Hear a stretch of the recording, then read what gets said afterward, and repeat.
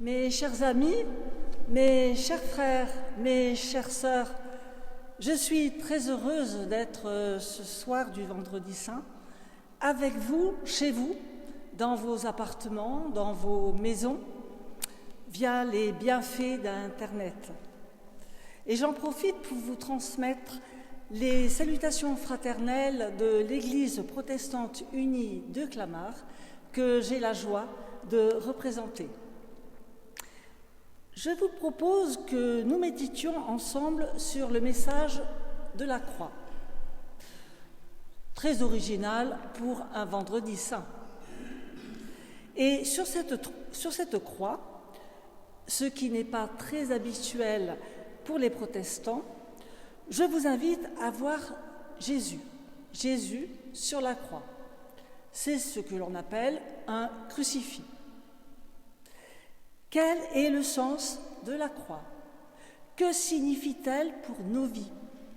Que change-t-elle dans ma vie? Il y a une personne qui peut nous répondre, qui a très bien compris le sens et le message de la croix, qui en a eu la révélation. Cette personne, c'est l'apôtre Paul. Lui qui ne voulait pas prêcher autre chose que Jésus-Christ et Jésus-Christ crucifié. Écoutons-le. Ce qu'il écrit aux Corinthiens dans son premier chapitre. Le message de la croix est folie pour ceux qui se perdent, mais pour nous qui sommes sauvés, elle est puissance de Dieu. Folie, puissance de Dieu. Aujourd'hui, Vendredi Saint, nous nous souvenons de la mort de Jésus. Nous reviennent les souffrances du Christ, la couronne d'épines, les coups de bâton, les crachats, les clous, la solitude, l'abandon.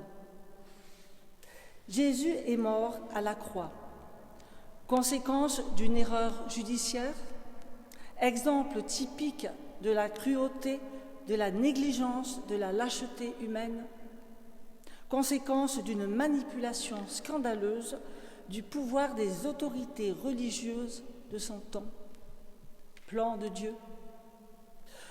Oui, nous nous souvenons de sa mort dramatique, pathétique, violente, où peut pointer une pensée culpabilisante. Si j'avais été dans la foule, peut-être que moi aussi, j'aurais crié « Crucifie-le ». La parole de la croix, une folie. Une folie pour ceux qui mettent leur confiance dans d'autres sagesses que celle du Dieu de Jésus-Christ. Les Juifs, à l'époque de Paul, cherchaient des signes de la gloire de Dieu. Pour eux, le Messie devait venir avec force, gloire, puissance. Ils ne pouvaient pas se satisfaire d'un crucifié, signe de honte, de faiblesse et de misère. Et les Grecs, eux, recherchaient la sagesse, le principe divin qui ordonne le monde, qui donne l'orientation et le modèle de vie que les hommes doivent suivre. Et aujourd'hui, ce qui compte, c'est la puissance, le pouvoir, la force, le succès, la santé, nous savons aujourd'hui. Avez-vous déjà souhaité à quelqu'un d'être faible? Lors des enterrements, nous voulons paraître forts. Nous refusons souvent de pleurer. Certains même prendraient des médicaments pour ne pas se laisser submerger par leur tristesse et pour ne pas dévoiler leurs larmes. Oui, la parole de la croix est une folie.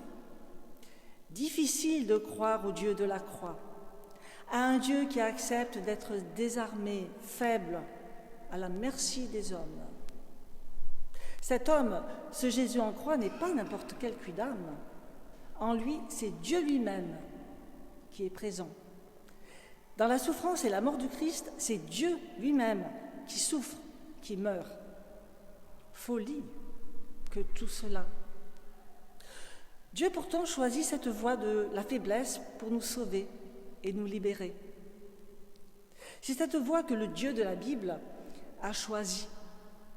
C'est dans la faiblesse que se réalise notre salut, dans l'échec, dans les liens de la mort, que surgit la vie éternelle. C'est à la croix que se réalise notre salut, mon salut, ton salut. Dieu homme est mis à mort.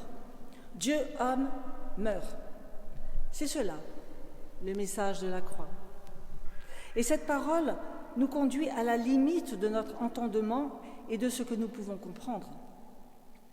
Oui, la croix trouble. Elle est jugée par les uns comme symbole de cruauté. Mais pour nous, elle est signe de salut.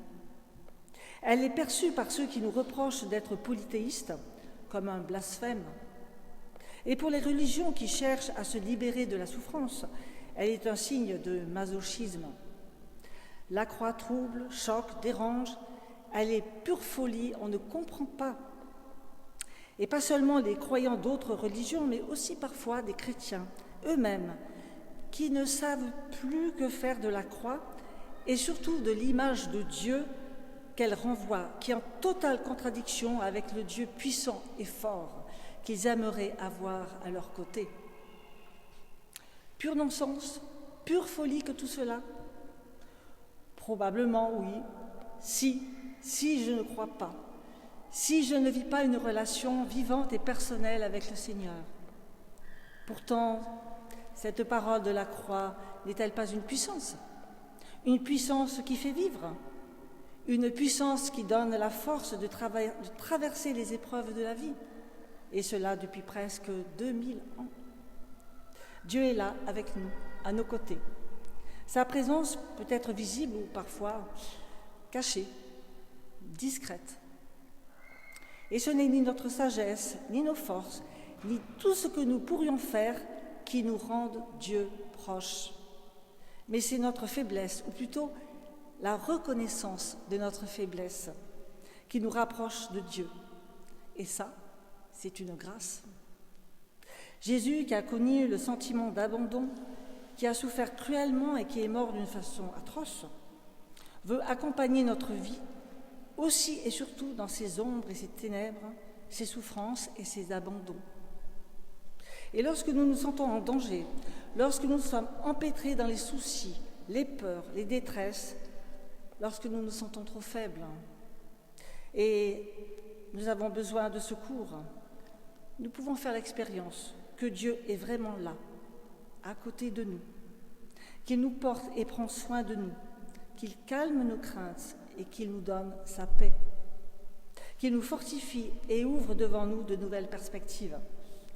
Pourquoi? Car notre vie est entre les mains du Dieu vivant. La croix nous dit et nous redit que nous avons un Dieu qui, par amour pour nous, a pris sur lui nos fardeaux, nos culpabilités, nos maladies, nos meurtrissures. Nous ne les portons plus. C'est fini. C'est fini. C'est lui désormais qui les porte. Sur la croix, Jésus, qui n'était pas contaminé par le péché, est venu nous décontaminer. Est venu nous décontaminer. Oui, c'est dans la croix que nous trouverons la guérison, la délivrance, la libération et l'assurance de notre salut. L'assurance de notre salut. La croix est une puissance de libération. Et quelle puissance! Oui, quelle puissance, frères et sœurs! La puissance de la croix, la puissance du pardon de nos péchés, la puissance de l'amour de Dieu qui éclate et qui se donne au grand jour en pleine lumière et dans toute sa gloire. Vous connaissez les icônes orthodoxes de la crucifixion. Avez-vous remarqué la lumière qui s'en dégage? C'est magnifique.